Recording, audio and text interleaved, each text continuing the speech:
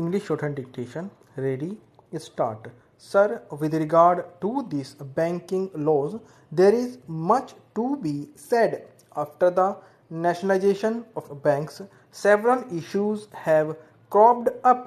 Here, the government proposes certain amendments, out of which some are necessary, but I would like to draw the attention of the Honorable Minister to the Banking Laws Bill 70 of 1983, in which there is a proposal for prohibition of the acceptance of deposits by unincorporated bodies.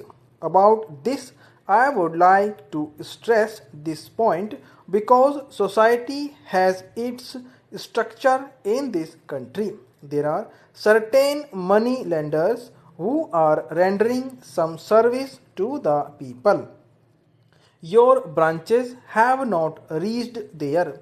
That entire structure or infrastructure, whatever you name it, is not there. Because of that, Saraf associations have made representation to the government on the way in which you are stopping this thing.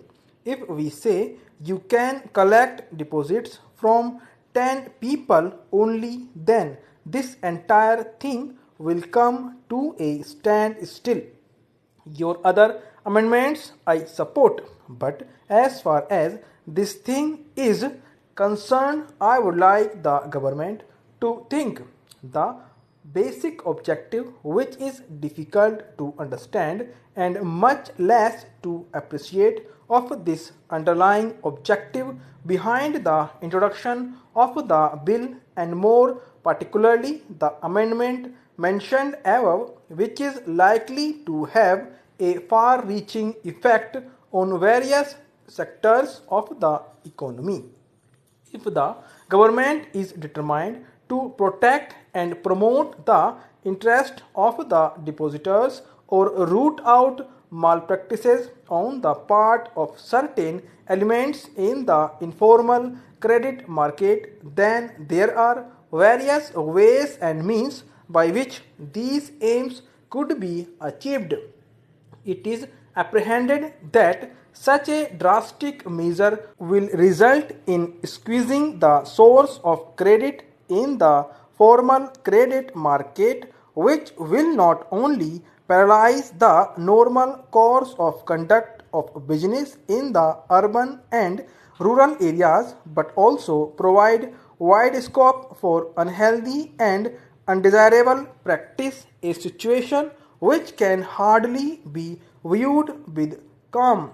We humbly feel that rigorous restrictions on the acceptance of deposits by the unincorporated bodies has also draconian measures to control them would only cause serious damage to the economy, resulting in hardship to millions of people without any commensurate benefit to anybody. Now, sir, this is the representation that they have made.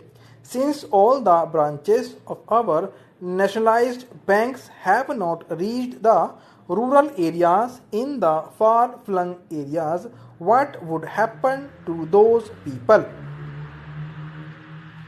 Sir, having stated this, these people had approached me in Bombay. Then, sir, all the Saraf associations are already agitated over it. Now I have got a memorandum which I think has been submitted to the government also.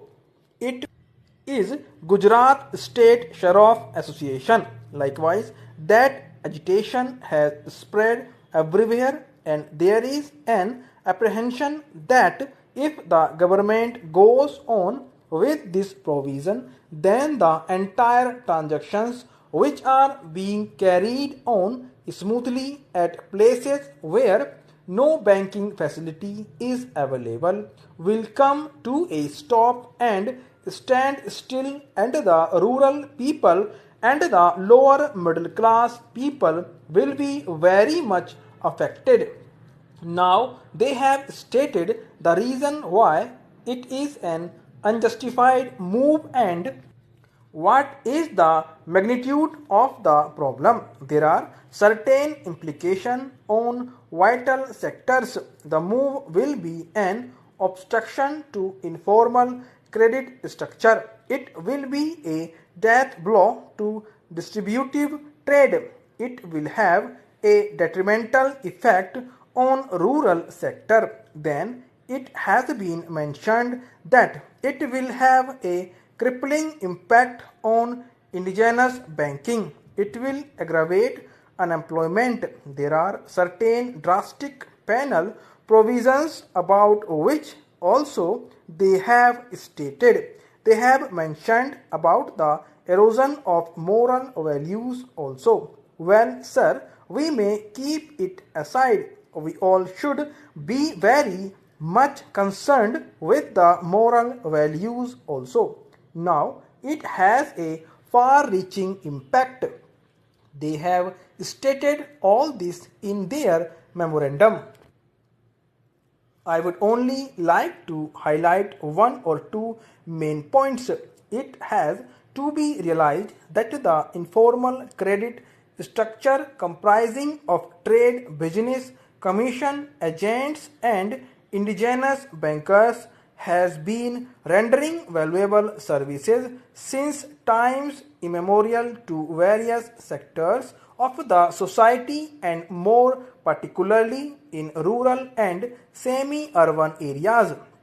What is more, they occupied a place of pride due to personalized service to both clients and depositors coupled with high efficiency and prompt service at low overhead cost.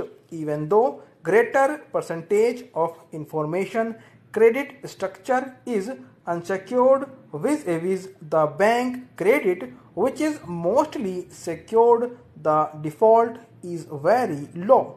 Despite substantial expansion of bank branches not only of the nationalized banks but also the national rural banks and the cooperative banks, the informal credit market continues to serve the increasing needs of the internal trade industry and commerce of the country, which highlight its viability and indispensability. Even in developed countries like USA, informal and non-banking commercial credit markets operate without being subjected to close customary and legal regulation characteristic of commercial banking and its variants. In such circumstances, instead of destroying such informal credit structure, it would be quite useful to revitalize and reinvigorate it. Stop.